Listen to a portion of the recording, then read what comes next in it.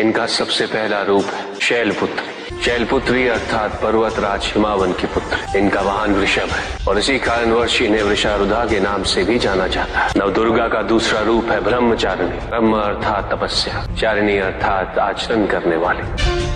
ये रूप उस ज्ञान व आचरण का प्रतीक है जिसके माध्यम से इन्होंने मुझे अपने पति के रूप में प्राप्त किया। नवदुर्गा का तीसरा रूप है चंद्रघंटा। मस्तक पे घंटे के आकार में आधा चंद्र। ये रूप अत्यंत शांतिदायक कल्याणकारी है। विभिन्न प्रकार के अस्त्र और शस्त्र इनकी 8 भुजाओं में सुसज्जित है। इनका तीसरा नेत्र सदैव खुला रहता है। चंद्रघंटा का वाहन सिंह है। ये युद्ध करने हेतु सदैव तत्पर रहती है। इनकी आराधना करने से निर्भीकता और वीरता के साथ ही सौम्यता और विनम्रता का विकास निश्चित है। ये जो मृत्यु देती है वो सुख कारक और निर्भय अवस्था में होती है। इनकी मंद मंद हंसी से संसार का जन्म संभव होता है। यह है नवदुर्गा का चौथा रूप जिसे कुष्मांडा के नाम से जाना जाता है। अष्टभुजा, शस्त्रधारिणी, व्याघ्रवाहिनी, हिरण्यवर्णा केवल यही है जो सूर्य के भीतर लोक में वास करती है। 10 दिशाएं इन्हीं से आलोकित है। जिनकी कृपा से मूर्ता भी ज्ञान सागर में परिवर्तित हो जाती है। वो है स्कंद माता अर्थात तुम्हारी माता। नवदुर्गा का 5वां रूप सिंह वाहिनी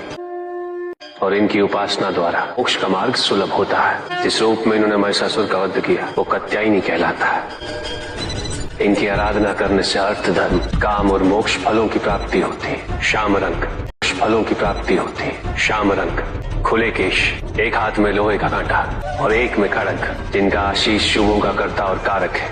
ये रूप काल रात्रि रूप कहलाता है। ये अंधकार का विनाश करती हैं। इनकी आराधना करने से असुरी शक्तियां भी भयभीत हो जाती हैं। श्वेत वर्ण, श्वेत वस्त्रों से सुसज्जित, चतुर्भुज, त्रिशूलधारी, तालवाद्य धारण करने वाली ये इस रूप में अपने उपासकों को अवदान देती। ये इनका महागौरी रूप है। माँ दुर्गा का 9वां रूप सिद्धदात्री कहलाता है। प्रकम्य, अशित्व, ये 8 सिद्धियां केवल इन्हीं की कृपा से प्राप्त हो सकती। मेरा अर्धनारीश्वर रूप इनके सिद्धदात्री रूप की ही देन है।